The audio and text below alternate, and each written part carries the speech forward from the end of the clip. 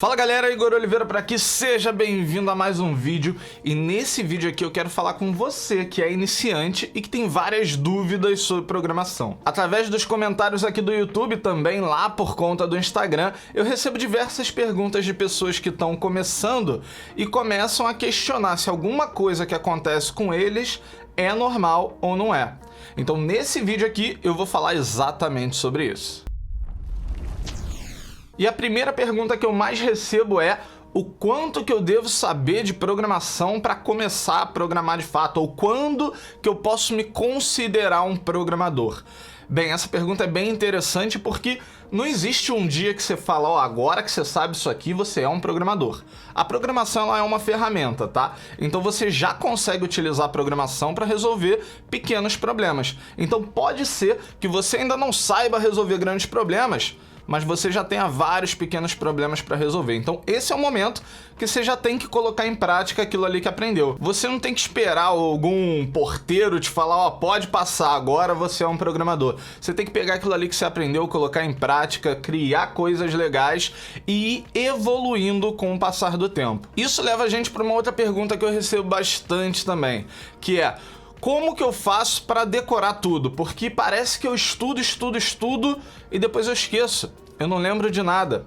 E aí vem um negócio interessante. Ninguém lembra de tudo, tá? Por isso que plataformas como Stack Overflow são tão famosas e tão úteis. E a grande graça de saber programar não tá exatamente em decorar o código. Tá em você entender como que você vai resolver aquele problema, qual que é a lógica por trás daquilo, escolher qual abordagem vai ser, quebrar em pequenos problemas menores, e até aqui não falei nada de sintaxe ou de linguagem, e aí sim, você pega aquilo que você bolou e traduz para uma linguagem de programação. E até mesmo quem tem vários anos de programação não lembra de tudo. Eu mesmo, sempre que estou criando alguma coisa, tem certas coisas que eu nunca decoro e preciso sempre buscar. E às vezes até eu fico pensando, pô, mas eu não já devia ter decorado isso? É, mas eu não decoro, não importa. Eu vou lá, busco, resolvo o meu problema e parto para a próxima. Então essa parada de programador ter que decorar é mito, tá? Pode seguir em frente estudando desde que você esteja entendendo o conceito por trás daquilo que você está estudando. E tem uma outra dúvida que eu recebo bastante que é bem semelhante com essa, que é quando você está estudando e parece que você não está evoluindo. Isso talvez aconteça porque a gente acha que vai aprender a programar em um mês. E não é assim que acontece, tá? É um processo onde você aprende alguma coisa em um mês e depois no próximo mês você aprende um pouquinho mais e depois um pouquinho mais e depois um pouquinho mais. Mas se você olhar daqui a um ano o código que você está escrevendo hoje, você vai achar, nossa, como é que eu fiz uma besteira dessa? E fica tranquilo, porque isso é normal, isso acontece com todo mundo. O dia que eu olhar um código meu de 1 ano, de 2 anos atrás e não achar que eu poderia fazer melhor hoje, quer dizer que eu parei de evoluir. Então essa evolução, ela é boa, tá? Fica tranquilo, daqui a um ano você vai olhar o teu código hoje e vai achar que ele é ruim.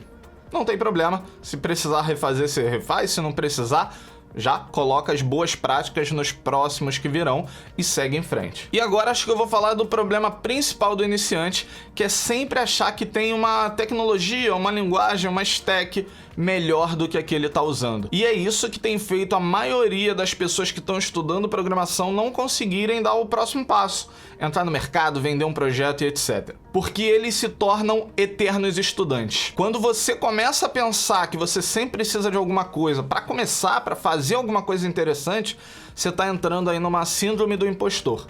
E se você for por esse caminho, vai ser muito difícil de você sair. Porque sempre vai ter uma tecnologia nova, sempre vai ter a ameaça da inteligência artificial tentando roubar o seu emprego, ou aquela linguagem ali que está todo mundo falando agora, que nada mais é do que a mesma linguagem, só que tipada. Bem, eu não sei por que esse tipo de hype acontece, mas ele acontece. Então você precisa se blindar. Você pode escolher qualquer linguagem de programação, qualquer stack, e você vai nela até você criar coisas interessantes. Dependendo da linguagem, da stack que você escolheu, essas coisas vão ser diferentes. Por exemplo, Python, dá para você criar um monte de coisa aí de robô, de inteligência artificial, coisas nesse sentido. Mas aí já te dificulta, por exemplo, para fazer coisas de front-end. Se você escolheu JavaScript, React, etc., você já consegue criar várias ferramentinhas, talvez utilitários simples, mas qualquer que seja a sua escolha, dá para você criar coisas interessantes. E eu acho que só vale a pena você ir para uma próxima tecnologia quando você sabe exatamente qual ganho aquela tecnologia vai trazer.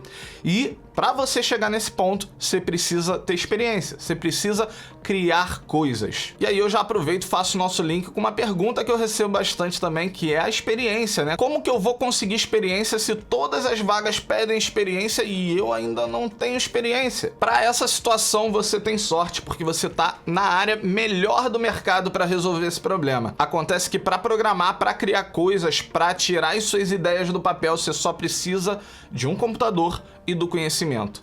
Você não precisa de ninguém falando o que você tem que fazer. Você pode pegar projetos que já existem e recriar. Você pode pegar projetos que já existem e melhorar. Você pode resolver algum problema do seu dia a dia. E nesse caso, por exemplo, quem acompanha lá o canal Programador BR Tutoriais tem muita vantagem, tá? Lá a gente já criou uma ferramenta para acelerar os áudios do WhatsApp. A gente já criou um robô para ler os comentários do Instagram, pegar todas as respostas, contabilizar quais se repetiram mais e ainda ordenar. E isso a gente fez com uma programação bem simples, que é fácil de entender e que muitos iniciantes vão conseguir reproduzir, tá? Então acompanha lá o canal Programador BR Tutoriais para você ter ideias aí do que você pode fazer para aplicar aquilo que você está aprendendo.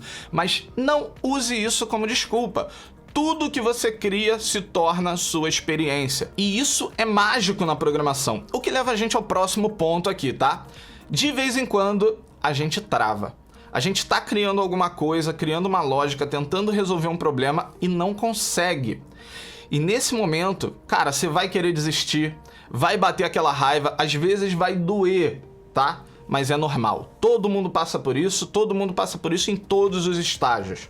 Talvez a diferença seja que para um sênior, ele está tentando resolver um problema um pouco mais complexo. E isso é a experiência. O sênior, ele já viu tanta coisa que às vezes aquele negócio que é um problema para você que está iniciando, para ele já não é, porque um dia já foi. Porque ele já sentiu aquela dor, ele já sabe como resolver e hoje já não dói tanto. Mas com certeza ele tem umas dores que são diferentes da sua, mas que existem. Acontece comigo o tempo todo. Às vezes eu tô tentando criar algo novo, algo que eu nunca fiz, e eu travo num pedaço de código. É diferente de eu não lembrar a sintaxe de uma linguagem. Aquele problema eu ainda não sei resolver de fato. Então eu preciso sentar, ir lá pro papel, tentar desenhar alguma solução, voltar.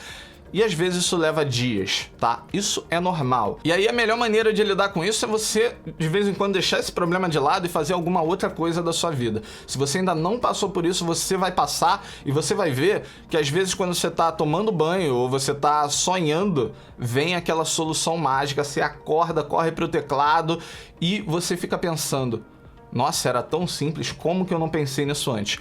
Isso é totalmente normal e acontece o tempo todo. E por último, um problema, cara, que muita gente comete e não deveria, que é tentar complicar coisas que não deveriam ser complicadas. Isso não é feito de propósito, tá? Às vezes a gente olha, se eu colocasse essa funcionalidade, olha que legal que seria. Ou, se eu fizer um código mais rebuscado aqui, seria interessante. E às vezes você faz isso na melhor das intenções possíveis, tá? Você pensa o seguinte: se essa aplicação que eu tô criando tiver 1 milhão de usuários, bem, eu preciso preparar ela para isso. E aí você pega ali a tua solução que já estava pronta e você leva aí mais 3 semanas só para fazer com que aquele código fique preparado para a escala. E aí você vê que teu projeto nunca atinge nem 100 usuários. Acontece bastante. Então se você está iniciando, toma cuidado com isso, toma cuidado para não tentar criar uma solução muito mais complicada do que você precisa, porque isso pode te frustrar. Como você ainda não tem experiência, tudo vai ser meio novo e você pode acabar batendo em problemas que você não sabe como resolver, que vão te deixar estressado, que vão te frustrar, que vão te dar vontade de desistir. Às vezes a gente tem, isso também é normal, tá? Mas quem insiste consegue. O que eu diria agora é: Tenta simplificar, tenta fazer os projetos mais simples que você puder, porque o sentimento de você conseguir criar alguma coisa que as outras pessoas estão usando é o maior combustível que você pode ter para você continuar.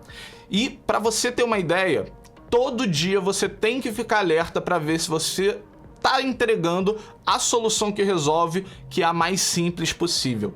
Nessa semana eu estava gravando um vídeo lá pro canal de tutoriais e eu resolvi criar um vídeo que era para comparar um pedacinho do Bootstrap com o CSS. Então eu queria criar alguma coisa que mostrasse qual seria a dificuldade de criar com CSS, qual seria a dificuldade de criar com Bootstrap. E aí eu criei um negócio todo rebuscado, cheio de cards e cheio de imagens e etc. No final das contas, eu estava criando um vídeo de 40 minutos que poderia ter, sei lá, 10 minutos.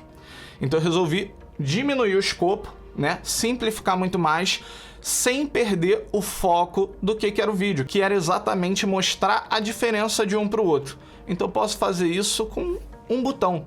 Por que eu preciso fazer um negócio inteiro gigantesco? Bem, se eu fizer um negócio inteiro gigantesco, provavelmente quem está assistindo vai sair nos primeiros minutos, enquanto se eu simplificar, a pessoa vai ver até o final e assim ela vai aprender muito mais. Então você precisa tomar cuidado se o teu projeto ele tá complicado demais e se essa complicação não está tirando o foco do objetivo dele.